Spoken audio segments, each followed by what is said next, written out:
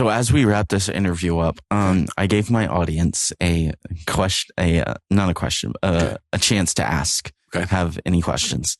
And so, I didn't do it in enough time for enough people to respond. Okay. I realized this morning. Audience, that's great. I realized this morning, I was like, oh wait, I should probably put that out, if I'm going to do that. And so, one of the people in my audience, his name is Josh Klingman, and he runs a brand design company, that is the sponsor of this podcast, actually. Okay. And so he asked 2 questions. Okay. The first one, which I'm pretty sure we all know the answer to. But his first question was, do you believe that the movie The Passion of the Christ is a violation of the second commandment? No. Okay. So why? Well, you mean, am I against pictures of Jesus? Well, yes. No, because Jesus was a man. That's 1 John 1. We touched him. We felt him. We kissed him. We hugged him. He's a man. So to show pictures of Jesus is not sinful. Now, we all know that whoever you put up there on the screen is not Jesus, and it's not a perfect representation. He certainly doesn't look like that guy in Mel Gibson's movie, right? Passion. Although he did look more Arabic than most Jesuses. Well, I mean, it didn't say that Jesus was, handsome and tall. Doesn't say that. That's right. Jim Caviezel was. I think he's probably like Arnold Schwarzenegger, right? Ugly, but when he kicked the guys out of the temple, they were fearing. Okay. We don't know what he looked like, so we all know that. But I don't think that's idolatry to have a picture of Christ. Now, if you put a picture of Christ on a wall and you kneel towards it and pray, that's wrong. We don't bow the knee to any pictures, right? It's not, look, there are pictures in the tabernacle, and then there are cherubim woven into the fabric, but you never hear of any priest bowing down and worshiping through them. Okay. Yeah. And you have lions in the water chariots, okay, in Solomon's temple.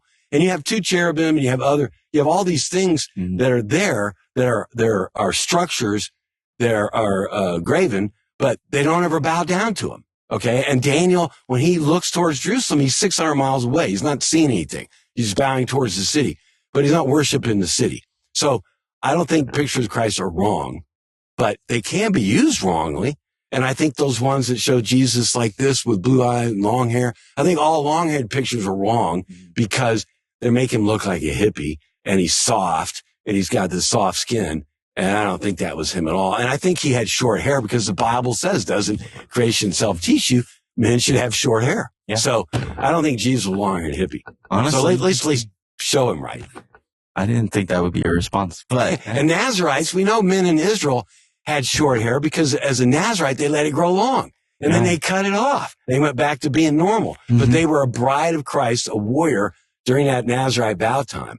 And so I think that, Wait, so if you say that, because so men should have short hair. The Bible says do not make any images and bow down to them. And you can't separate those because there are images in the temple. There are images in the tabernacle. There's a snake that Moses makes, and they look to it. Okay, they're not worshiping it, but they look to it. So it's not. We're not against art. Okay, most Reform guys are. Look at this building. There's no art in here, but that's a Reformed tradition. But there's nowhere in the Bible that says you can't have art. The problem is when you look to the art and start trying to worship through it, which the Greek Orthodox do, right? Yeah. All their pictures, the eyes are hollow because it's a portal to whomever that saint is. Bogus. They bow down, they pray to it. Roman Catholics, 12 Station Cross, they kneel, blah, blah, blah. It's bowing down. He doesn't want us to bow down to any physical objects. So you would say it's fine to make pictures of Jesus, you just can't bow down to them. Yeah, absolutely. I think if you had a crucifix in your house, that wouldn't be wrong. But if you look to it to pray, or you stick it in the middle of the family for fan worship, wrong. Get rid of it. Okay. But I don't think that, and I've had picture books for my kids that were both ways done by the OBC where Jesus is never. And my kids like, why is Jesus never in these pictures? Well, it's because these guys didn't think you should make pictures. And I have other books where they have pictures of Christ. And of course, a lot of times they're hokey, with the little beady eyes and stuff. But I don't think that violates. He was a real man. He was a real person. And when you get to heaven, you're going to go up to him and you're going to say, dude, how are you? Okay. And you're going to bump him, bump fist him. Okay. Or put your arm around him. He's going to hug you. I honestly, I'm surprised by that answer. All right, go ahead. Jeff Myers has a great book on that, by the way. Okay. You can get it at Athanasius Press. Should we make pictures of Jesus? I think that's the title. Okay. Okay. I will read that then, because as you said, everyone in the Reformed space grows up thinking we can't make any images of Jesus. A lot of that's Westminster Confession, I think, or the larger catechism or somewhere in there. Okay. Just like they're against holidays. Well, the Reformers weren't, but go ahead. Okay. Second question. All right. Well, okay.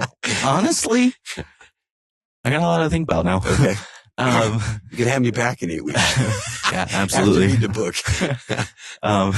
I'll go home and order the book. Okay.